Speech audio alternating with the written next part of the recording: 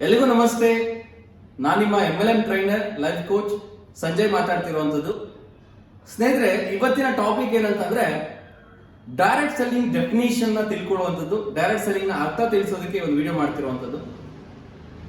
ಒಂದು ಸಿಂಪಲ್ ಆಗಿ ಒಂದು ಎಕ್ಸಾಂಪಲ್ ಕೊಡೋದ್ರ ಮುಖಾಂತರ ನಾವು ಡೈರೆಕ್ಟ್ ಸೆಲ್ಲಿಂಗ್ ಅಂದ್ರೆ ಏನೋ ತಿಳ್ಕೋಣ.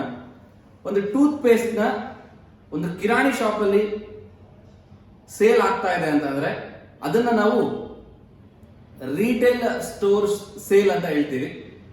ಅದೇ ಮೋರ್ ಇರ್ಬೋದು ಅಥವಾ ಡಿಮಾರ್ಟ್ ಇರ್ಬೋದು ಅಥವಾ ರಿಲಯನ್ಸ್ ಸ್ಮಾರ್ಟ್ ಇರ್ಬೋದು, ಅಲ್ಲಿ ನಾವು ಒಂದು ಟೂತ್ ಪೇಸ್ಟ್ ನ ಖರೀದಿ ಮಾಡಿದ್ದಾಯ್ತು ಅಂತಂದ್ರೆ ಅದನ್ನ ಒಂದು ಆರ್ಗನೈಸ್ಡ್ ರಿಟೇಲಿಂಗ್ ಅಂತ ಕರಿತೀವಿ, ಅಥವಾ ಅವ್ರನ್ನ ಬಿಗ್ ರಿಟೇಲರ್ ಅಂತ ನಾವು ಕರಿತೀವಿ. ಅದೇ ಒಂದು ಟೂತ್ ಪೇಸ್ಟ್ ನ ಫ್ಲಿಪ್ಕಾರ್ಟ್ ಅಲ್ಲಿ ಅಥವಾ ಅಮೆಜಾನ್ ಅಲ್ಲಿ ಅಥವಾ ಆನ್ಲೈನ್ ಶಾಪಿಂಗ್ ನಾವು ಖರೀದಿ ಮಾಡಿದೀವಿ ಅಂತಂದ್ರೆ ಅದನ್ನ ಇ ಕಾಮರ್ಸ್ ಅಂತ ಹೇಳ್ತೀವಿ. ಅದೇ ನಾವು ಒಂದು ಬಲ್ಕ್ ಟೂತ್ ಪೇಸ್ಟ್ ಗಳನ್ನ ನಾವು ಖರೀದಿ ಮಾಡಿದ್ರೆ ಅದನ್ನ ಹೋಲ್ಸೇಲ್ ಬಿಸ್ನೆಸ್ ಅಂತ ನಾವು ಕರಿತೀವಿ, ಅಥವಾ ಒಬ್ಬ ಹೋಲ್ಸೇಲರ್ ಹತ್ರ ಅಥವಾ ಬಿಗ್ ಡಿಸ್ಟ್ರಿಬ್ಯೂಟರ್ ಹತ್ರ ನಾವು ಖರೀದಿ ಮಾಡಿದಂಗ ಆಗುತ್ತೆ. ಈ ಸಿಸ್ಟಮ್ ನ ಹೊರತುಪಡಿಸಿ ಒಬ್ಬ ಗ್ರಾಹಕರಿಂದ ನಾವು ಒಂದು ಟೂತ್ ಪೇಸ್ಟ್ ನ ಖರೀದಿ ಮಾಡ್ತಾ ಇದೀವಿ ಅಂತ ಅಂದ್ರೆ ಅವರು ಗ್ರಾಹಕರಾಗಿ ಒಂದು ಕಂಪನಿಯಲ್ಲಿ ಆ ಟೂತ್ ಪೇಸ್ಟ್ ನ ಖರೀದಿ ಮಾಡಿರ್ತಾರೆ.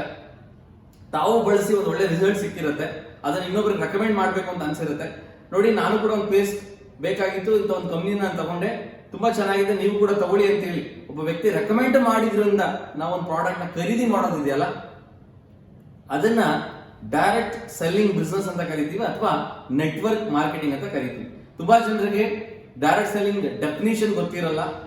ಒಂದು ಮಧ್ಯವರ್ತಿಗಳಿಲ್ಲದೆ, ಜಾಹೀರಾತು ಇಲ್ಲದೆ ಒಂದು ವಸ್ತು ಉತ್ಪಾದಕರಿಂದ ಗ್ರಾಹಕರಿಂದ ಕೊನೆಯ ಗ್ರಾಹಕರಿಗೆ ತಲುಪುವಂತ ವ್ಯವಸ್ಥೆಗೆ ಡೈರೆಕ್ಟ್ ಸೆಲ್ಲಿಂಗ್ ಅಂತ ನಾವು ಕರಿತೀವಿ.